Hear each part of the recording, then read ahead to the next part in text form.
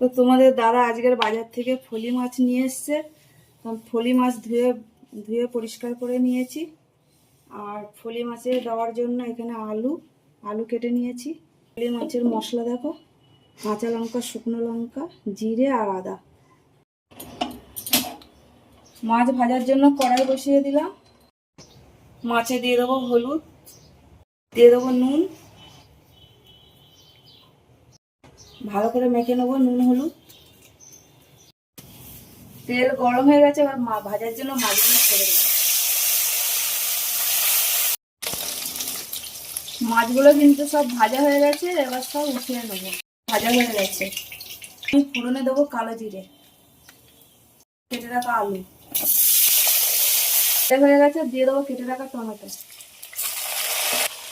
দিয়ে দেবো নুন, দিয়ে দেবো হলুদ, আর দিয়ে দেবো বেটে রাখা মশলাটা। আলু আর মশলা একদম খুব ভালোভাবে ভাজা হয়ে গেছে। দিয়ে দেবো গরম জল, দিয়ে দেবো ভেজে রাখা মাছ, আর দিয়ে দেবো কটা চেরা কাঁচা লঙ্কা। ফোটার জন্য ঢাকা দিয়ে দেবো।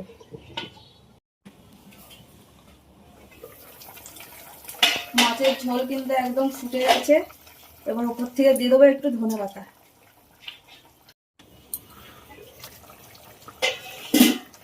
ধনে পাতা দেওয়ার পরে কিন্তু ঝোল একদম হয়ে গেছে, এবার নামিয়ে নেব। তো ফলি মাছের পাতলা ঝোল কিন্তু একদম হয়ে গেছে। আর আমার রান্না যদি তোমাদের যদি ভালো লাগে, লাইক করো, কমেন্ট করো, শেয়ার করো। আর তোমরা সবাই ভালো থাকবে। টাটা।